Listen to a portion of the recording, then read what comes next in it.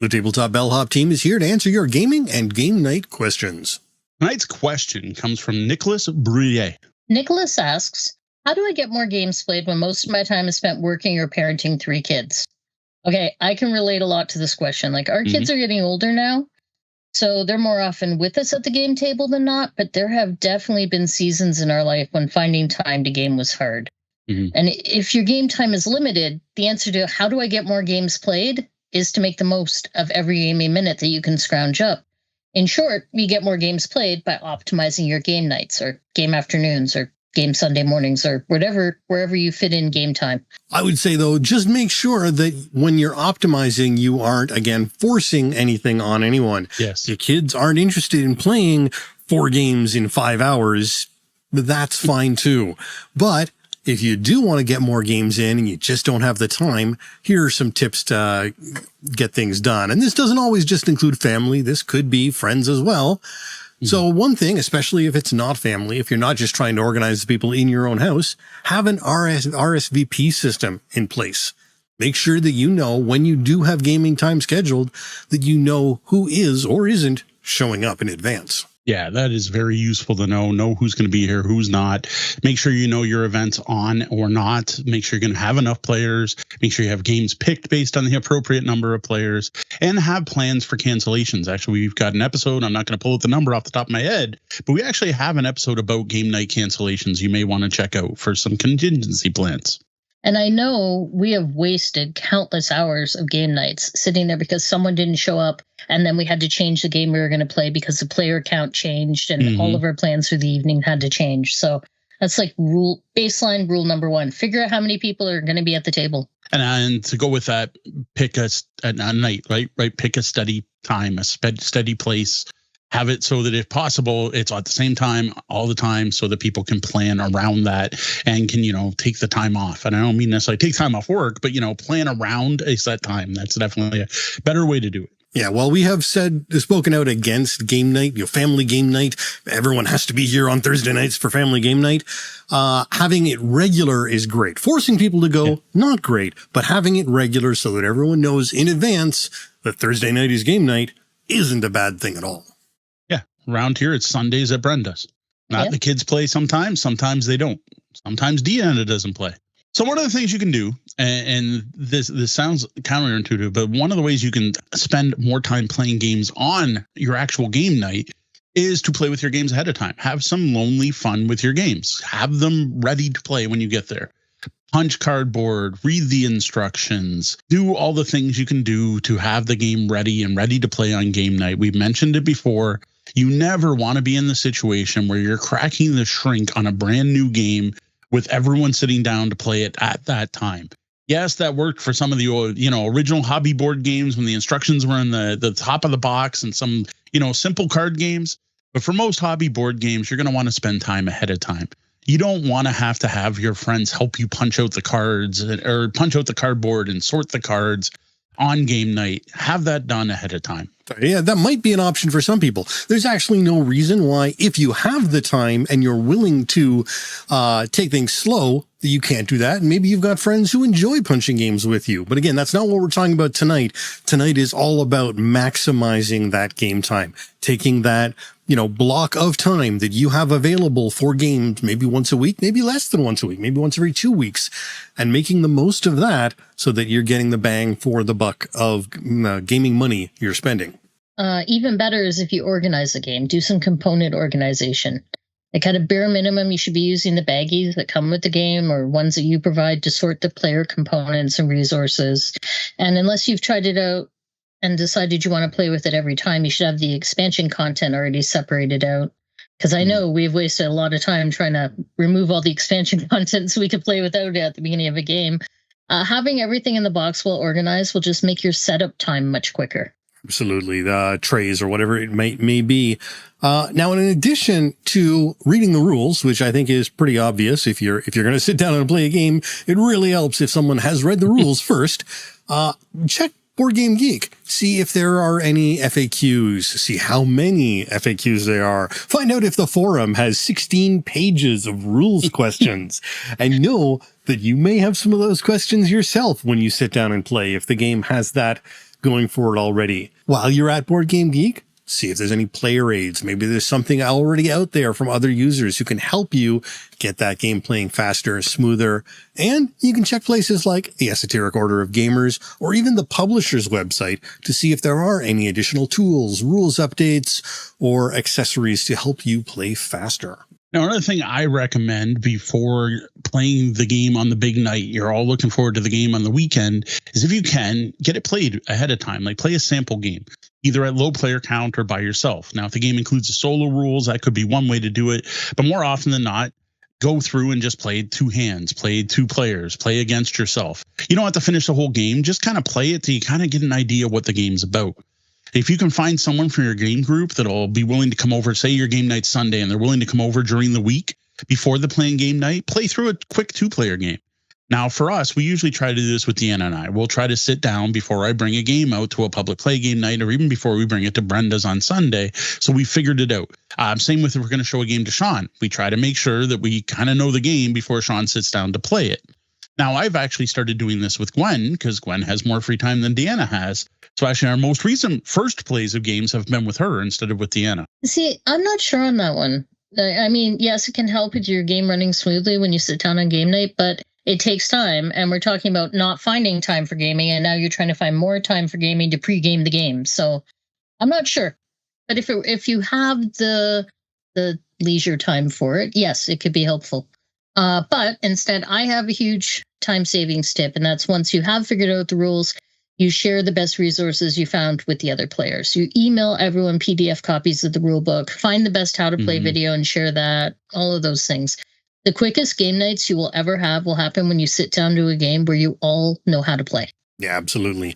Now, even if you all know how to play, you still got to get it out of the box and get it set up. And for some games, this can be troublesome, especially some of those boxes that don't have inserts or don't have good inserts. And you stored it vertically, and oh, was that a mistake? So take the time if available. And again, this is sort of a balance of time. It's time outside of game time. But getting it set up ahead of time. Maybe you've got a pot on the stove. You're waiting for water to boil. Run downstairs and take 10 minutes to get some games set up. Have it ready to play. Shuffle the deck. Seed the board. Starting resources divided before people show up so that everyone can get a quick refresher and hit the game running. Yeah, you'll never see a bigger smile on your player's face and when they walk into your game room and the game's just there, ready to play when they sit down. People love that. Now, if you can't do this, again, you don't have time, or maybe you're meeting at a public place somewhere where you can't set up the game ahead of time, or you're going to someone else's house to play, make sure everyone takes part in setup. It doesn't have to be the owner of the game or the game teacher to set up the game. Pass decks around to be shuffled. Have one player sort the resources while someone else puts the starting tiles on the board. Have someone do a quick search on Board Game Geek to make sure there's no, rule errata or recent changes. Have everyone kind of share the workload at the beginning of the game so you can all get playing quicker. Yeah. I'm going to go back to component organization. So assuming you've played the game before and you know your group likes it, spend some time or maybe even some money on optimizing the organization for some of your favorite games. Split the components up in ways that help with setup. Look into purchasing or making a box insert. Keep an eye out for things that'll help you set up quickly, like trays that can be just handed out to the players or component containers that can be put right on the board or table. Yeah, if you can actually take your components out in their tray, put that on the table, and people take and put back into that tray, half your setup and put away is done and gone right there. Yeah, the only thing here is just make sure you know the game ahead of time. So you don't want to spend a ton of time on this if you haven't played yet. This is something that once you know you like it, and because I've often sat there and I unbox a game and I sort everything into baggies. I tend to do that by default. Well, once I play once, sometimes I did it all wrong. It ends up that I actually want these two resources together, and this thing doesn't come out until halfway through the game, so it can be left in the box until the start. And while these components that I thought went together aren't even used in the same phase or whatever like that is. So to me, this is something you do after you know the group likes the game to kind of make it even better next time, even quicker. All right, so for a lot of this, you need to know what you are playing ahead of time. So that's another big step you can take. Decide what games you're going to be playing ahead of time, before game night. If possible, nail down the specific games, but if not, at the very least, limit the option.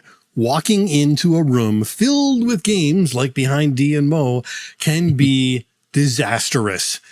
All of a sudden, the AP doesn't come from during the game. It comes from choosing the game to play. Yeah, one of the things that's worked really well for us are the board game menus, which we've mentioned on the show multiple times now. And man, people on social media love them too. Those, though, are the ones I make are mostly set up for larger scale public play events where we've got, 40 games on the list. But don't be afraid to use a smaller version for your own game nights and then send the menu out ahead of time. And then the best thing that can happen is if you can get the menus out ahead of time, make sure everyone gets in their order before the event so that you can plan out the evening and what's going to get played and try to make everyone happy and all of that fun stuff ahead of time. By throwing it on a menu, you're going to get a better response. I don't know what it is. It's just you went through the effort and it just looks cool and there's something thematic about it versus, hey, what do you want to play on Saturday, right? Here's 5 choices, pick one. Everyone let me know what your order is. We're going to go with the most popular options. Yeah, no, all of that. Also, be sure to use tools like Board Game Geek and also your own experience with playtimes and players' experience levels to figure out how long the games are going to take to schedule a full night of games and making sure you allocate enough time for each game. Like, you don't want to feel rushed, right? But you do want to fit in what you were planning on playing that night, and you want your expectations to be realistic. You got to keep in mind when you're learning a new game, things are much slower. Like, as a rule of thumb, we usually allow for double the playtime listed on BGG if it's the first time we're playing a game. Absolutely. Now, if you are planning on playing multiple games, one option that can save a lot of time is to leave the cleanup for later. Now, this may seem wrong, and many people may cringe at the very thought of this, wiping the table into the box top. But that may be the best option, especially if the owner of the game enjoys the lonely organization time. It also makes sure the owner gets to put the game back in a way they like it. And I can speak from personal experience that when you have things like public play events, not everyone grasps that, oh, this is how the game should be put away, that you think you understand. Yeah, this one is actually a tip I got from a local gamer who loves that lonely fun, loves to organize their game. And after every game, will tweak how their game's organized so that they can organize it better for next play. And they said, please do not put anything away. Do not put anything in a bag. I will do that after you leave. That's part of the fun for me, and it'll make it so that I can organize things better. The way you put it away is not how I'm going to want it put away. Please don't touch my game. And now we're saying box wipe or sort of table wipe into the box top. It doesn't have to be that. Don't damage components. Be careful with people's games, especially if they're not yours. But you get the gist. Just get it off the table as quick as possible and get the next game going. Now, this is also somewhere where game organization can really help. Now, have everyone help clean up. If you're not going to do the box top wipe, if you do want everyone to help, everyone should be involved. Everyone should help you clean up the game. And to me, that's a thanks to the host or to the teacher or the owner of the game for thank you for letting me use your game. I'm going to help you put it in a way that it's nice and ready to play next time. Now, what people don't think of, and here's where the tip part is, do something to make that easy for people. Put labels on your baggies. Use trays and inserts that are clear what goes where. One of the pro tips that I've done, especially at public play events, is if you have like bags of resources, leave one resource in each bag because you're probably not going to use them all during the game, and then everyone knows where they go back in. You can label your bags. You can have, if you've got a box insert, you can have a picture of what goes where. There are all kinds of ways. Even better if the publisher provides a picture of what goes in their trays.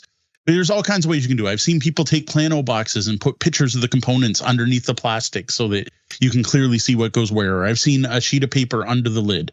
Give people help to help put your game away the way you want it to be put away. And even for our own games, you're usually the one that breaks down how you want it organized. Mm-hmm. And I look at it and it makes sense to me, and I think I'm going to remember it, and I take it all out and I go to put it away and I'm like, oh, how was that split up? I actually have no idea what goes where. All right, well, small baggies for small things. Let's see what we can do. So, yeah, labels. One of the big things I think we all agree that can slow down a game night are rules questions or disputes. That's part of why we already suggested checking BGG and the publisher for any rule updates, FAQ, or errata ahead of time. Even with that, though, things come up. And the quickest option in this case can be to make a ruling and play that way until the end of the game. Yeah. You take a look at the rules, and if you can't find an answer within a minute or two, you just agree on something that sounds reasonable and you move on. And then you can look up the real solution after the game, perhaps even between game nights, and share it with the group so you can play it correctly next time. And remember, you don't want to get bogged down in half an hour or 45 minutes of trying to figure out what the errata is on some minute bit of a board game. And we've done this. It's not fun. It ruins the evening. Yeah. Now, this is something that does get helped out if you can get that pregame in where you play with one other person to kind of learn the game. But remember that your first play of any game will be extreme. So this will come up, especially your first play of any game. Yeah, and something we do often that becomes a bit of a game in itself is to have everyone try and find that answer at once. Some people on Google, some people on Board Game Geek. Another option is the person who happens to be the most skilled at finding that sort of thing, digging to be the official rule checker. Though usually one person looking in the book and another looking online is a very good middle ground at the very least. Having someone in the group prepping by already having a PDF version of the rules downloaded can be helped. Doing a Control F on your rule book is a lot faster sometimes than flipping through the way some rule books are organized. And the next big thing that can slow down a board game night, especially hobby board games, is AP, or analysis paralysis. How much of an impact this has and how much you care is going to vary group by group. I know a group of local gamers that's willing to give players 5-10 minutes per turn to take their turn and have no problem playing one game over an entire weekend. But then there's other players who just want to get the game moving and get it over with. This is also very game dependent. Of course, heavier games require more thinking and you can expect them to take longer. Where it goes into AP territory, that's going to be up to you and your group. Now, the biggest thing that you can do to help with AP is plan ahead as much as you can for your turn. Now, the thing is, everyone says that part, but what they often skip is the next part, which is accounting for the fact that other players are in the game and things are going to change. So don't set your heart on the one thing you know you're going to do. On my turn, I'm doing this. No, go on my turn, I want to do this. But you know what the other players are doing, and you can kind of predict what they're doing. You know how they play. Come up with contingency plans so that you have a couple of different plays planned. So I want to do this, but if that doesn't work because Deanna's going to take that, then I'm going to do this, and that's not going to work because Sean's going to move in here, then I'm going to do that. Yes, every now and then, people will do the unexpected, and you'll be stuck. But in general, this is going to help things speed things up. Yeah, and it's one thing if you have to think something through before making your turn within a reasonable limit. But it's another if you've spent the last 5 minutes looking at your phone and you're now going, wait, is it my turn? And you've done zero pre-planning. Yeah. And you're just starting to figure out what you're going to do. And sometimes it doesn't seem like a lot in that moment, but the accumulation of these AP turns really adds up and adds to your overnight time for your game. And all of a sudden, your overall time for the game, I meant. And all of a sudden, you only fit in one game that night because of it. Yeah. It shouldn't need to be said, but pay attention even when it's not your turn. Assuming you are showing up to a planned game night, people are there to play games. If everyone else at the table is taking things seriously, you have an obligation to do so as well. You leave the distractions behind, you focus on the game. And this is session 0 stuff. Just make it clear to folks that you invite that you expect them to be present and paying attention. Or maybe you want to have a really casual night where you all are chatting and that's your fun, but just make sure everyone at the table is on the same page. Yeah, if you're having that social casual game night, you're probably not doing the optimization tips that we're here. You're probably not looking to bang in as many game nights as possible. And that's great. Everyone's got that option. But here tonight, we're looking to really see how many games we can wedge into that limited time span. And so a small thing that can actually make a bigger impact than you expect is if you do have to leave the table, do so just after you've taken your turn. Bio breaks, making an important phone call, grabbing some food, wait until the end of your turn so that everyone else can continue playing while you're gone. Yeah, one of the most frustrating things to me as a player, I don't get that upset about AP, but if it's like about to be your turn and you get up and leave, and then you're like, but that one is a pet peeve of mine. I've got to admit, people who aren't even aware their turn's coming up and they wander away. Or that's when they decide to make that phone call. I'm like, you can check your phone. We don't ban phones at the table, but don't check it just before your turn's about to start. Or when the player to your right is taking their turn, just schedule that a little bit better. Now, Sean did mention food and grabbing some food. We've said this many times in the show. This is probably one of our most repeated tips, and that is eat before or after the game, especially if you're looking at a meal. Snacks are different, but if you're going to sit down and have a meal or even order pizza is the big one, right? People order pizza or tacos or something in the middle of game night. What I suggest is get everyone together first. Go meet somewhere off-site or have a big meeting in the kitchen and go eat somewhere where you're not playing. And that is when you're going to get in that what's up chat. I haven't seen you in a couple weeks. What's going on? How are the kids? How was back to school? Oh, how's the job going? Did you get that promotion? All of that talk is going to come up because game nights are social, and people that social interaction, people are going to ask these kind of questions. That's what you do with friends, right? You chit chat and you have sometimes casual talk, sometimes not casual talk. But if you get all that out of the way during dinner or whatever meal break, it won't happen at game night, which is awesome because then you can focus on the game. You can talk about what's going down before the game. You can ask about the kids and so on, all before the gaming starts. Now, the alternative is to do it after, but I find usually if you eat after, you're talking about the games. Oh, I should have done this in turn 2. And man, I really enjoyed this game, which honestly is an awesome conversation, fun to have. So I guess the perfect thing is meet for lunch, then game, then go out for dinner together or drinks after. Except now we're just getting into Mo's dream game night and not as much efficiency anymore. We've thrown efficiency out the window and are creating 12-hour game nights with breakfast, lunch, and dinner. I will say when we started doing this, it does depend on who you're getting together with, but we just had such better nights overall, being able to sit and chat with our friends first and then play games. Yeah. If you have the time for it, I highly recommend it. It's a super great way to hang out with the people you enjoy. But figure out the food ahead of time. All that time you save having everything set up and ready to go is going to be wasted. As soon as someone asks, so what do you want to have for dinner? And then you spend the next 45 minutes debating whether you're getting Indian or pizza. Like it's... Yeah, even just not knowing, oh, well, we always have either pizza or Greek. Well, pick one, because just deciding between pizza and Greek can take a lot more time than you think, depending on all sorts of different things. Now, plus, if you're getting pizza, talk about toppings ahead of time. We have made that mistake many times. We're like, we're all going to order pizza. And it takes 45 flipping minutes to order because, okay, so you're with them and they're getting the vegetarian and you're with, oh, wait, who else is in on pizza? For our personal group, every New Year's, every birthday, every big gaming event when we have more than 4 of us together, that's a large portion of the night. And we are bad about getting it done ahead of time. We really are. We will establish we're all getting pizza and everyone has to bring $12 to chip in or whatever. But knowing what we're going to get on that pizza, it takes up far too much of the night. Yeah, we got to walk in there with a, here's a check mark. Put your name under one of these 3 pizzas. Yeah, that's a good idea, actually. Actually, that's terribly efficient, Sean. I may use that.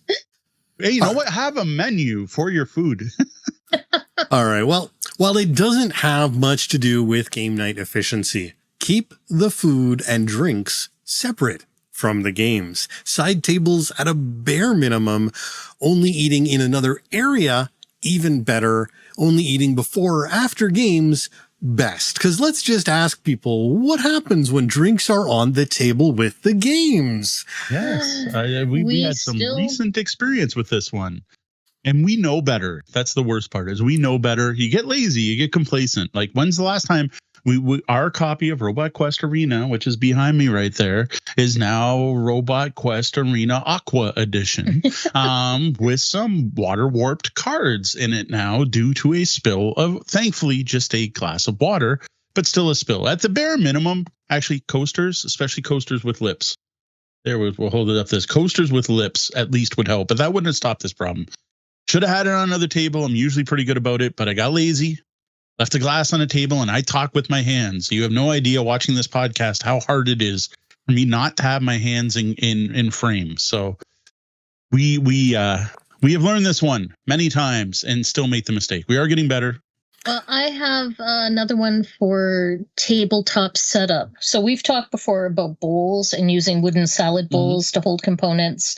This is actually something that does speed up gameplay. If I don't have to have one person playing the bank and we can pass bowls around, or we can have the bank split into splitting things, having the bank for the game into some on this end, some on that end, where everyone can reach their own components and I don't have to be interrupting your turn or your thought process in between your turn for you to hand me stuff.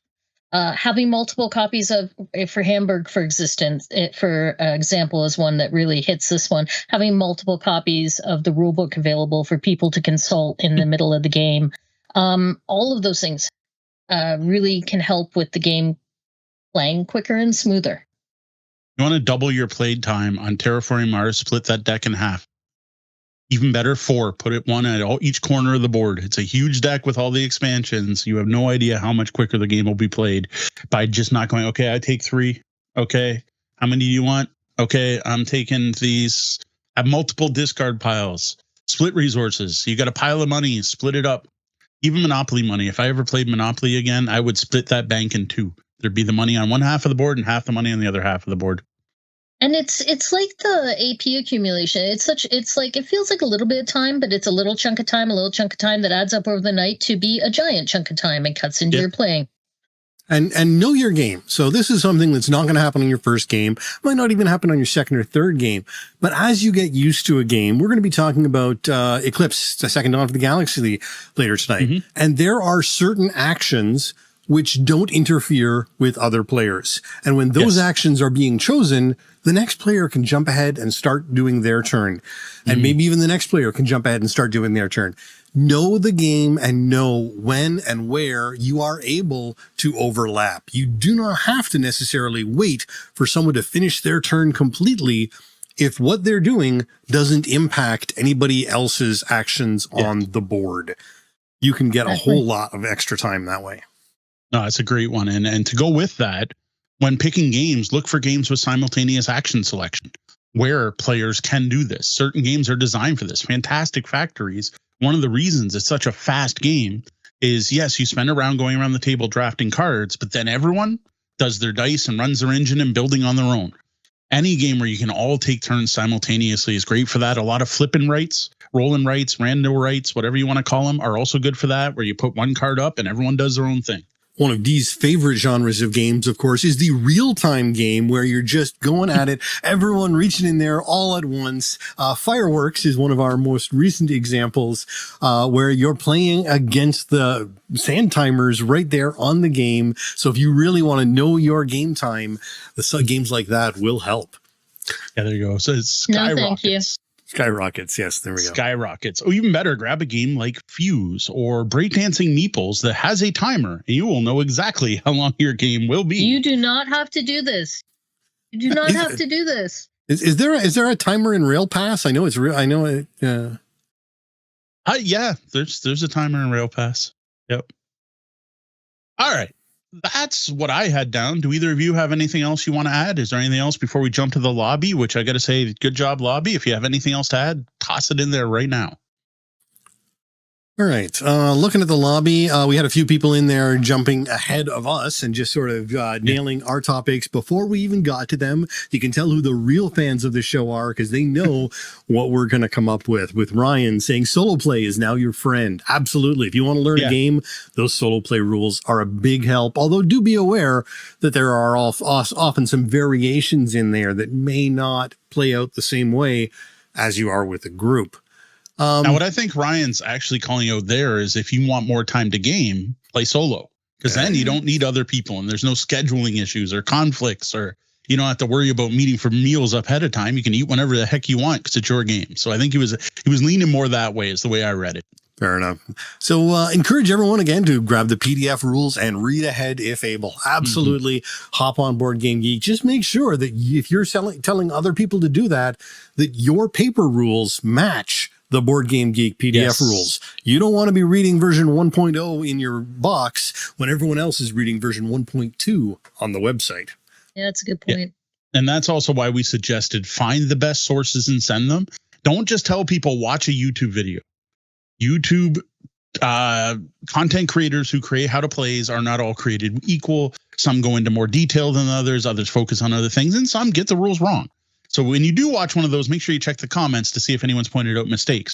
But as the game teacher, the one, the one hosting the event, do your due diligence by finding the best one and sending them links. Don't just say, go watch a video. Say, hey, go watch Paul Grogan, how to play this, or go watch Rodney Smith, or go watch this, or check out Rado, or here's the best one I found. Now, a good way to do that is on Board Game Geek. If you go to the video section, you will find the top rated review and the top rated how to play by Board Game Geek users. That's a great place to start. Now, they're not perfect, but at least there's some sorting already done there for you. So you're not just going to Google and saying how to play Sea of Blood. Fair enough. The top of the Google list is often people who are good at SEO who are not necessarily good at teaching games. And I think Victor had a really good idea. A photo of the packed game in the box would be handy. That's something maybe we should try for our public play events. We've got Darkling Blight jumping in there and getting ahead of us with when you're setting up your big game set up ahead of time or organizing your own containers. And if ordering food, plan ahead or keep it simple. That charcuterie board that everyone's going to pick from, maybe if you know that everyone will eat off of it, you can prepare that in advance and you don't need to worry about any of the discussions. And yes, Charlie Brown spending 10 minutes to decide what to do in Shadow Ninjas is unacceptable. Yes. All right. Major Kayla twitching at the idea of us table wiping into a box. Charlie Brown asking if we're allowed to make mistakes the first time we play? Never. Of course. You're allowed to do whatever you want with your games. No, the main point of that law, why we pointed out, is more of a warning of double check the rules. Like, it's shocking how many times I will play a game and then sit down at a public play event with someone else and be like, wait, that's not how I play this game. One of the more famous examples is the game Raw. It is an auction game that I had probably played 50 times. They put out a Raw app. This is years ago. This is back in university days and the University of Windsor Game Club days. And I grabbed the app and I played it and went, well, what just happened? Why? I can't remember what it was. It had to do with what tiles are wiped during a flood. That's all I remember. I don't remember if it was I was wiping too many or I was wiping things that shouldn't have been, but it was enough that it changed the entire game. And then the Bellhop's unofficial rule is, well, you know what? It was better by the actual rules because, you know what? Games are actually, rules are there for a reason. The game actually played better when you followed the rules. And no, that's not always the case. There's a couple things we played extreme that in the end went, you know, I kind of like the extreme version. Let's stick with that. But most of the time, the well play tested, especially, you know, something like Raw that's been around for a very long time and is a crowd favorite over the years. It's pretty good if you play it by the right rules. Who knew? Beyond Dead's mentioning back to the food. Sweating glasses drip onto cards. Yes, they do. Oh God, yeah. Coasters are the reason why we or how we prevent sweating glasses. That is particularly bad when you're out at a brewery. There's one brewery we like to go to that does not have coasters or only has them sometimes if you ask for them, and it makes trying to play card games hell. Yeah, we have a Star Realms card that unfortunately was a casualty of melding with the table due to condensation we didn't even realize was there. Exactly. You just don't even notice it's happening, right? Went to pick up the card and it was just, nope. Yeah, and I mean, we could solve this problem by sleeving, but we don't sleeve. We're dangerous that way. And to be fair, with sleeving, what happened to my copy of Robot Quest Arena, I don't think sleeves would have helped all that much. No. It might have saved one or two cards, but like this water just would have went in the sleeve. I would have had to double sleeve back and forth, you know, all that stuff. Are we good with the chat? I think that covers most of the good ones. Yep. No, I think so.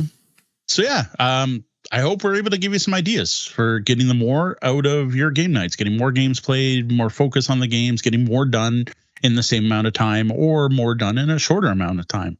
Time's short, and it seems like there's never enough of it. So I hope this at least helps you get more out of the time you do have. Even if you just learned one tip tonight that will work for you, I'm happy. And what did we miss? What is something you do to keep your game nights slim and trim? What's a tip you use to get the most out of every session? Let us know by leaving a comment wherever you watched or heard this. Email me at deanna@tabletopbellhop.com. Hit us up on social media or post something on the Tabletop Bellhop Discord at discord.tabletopbellhop.com.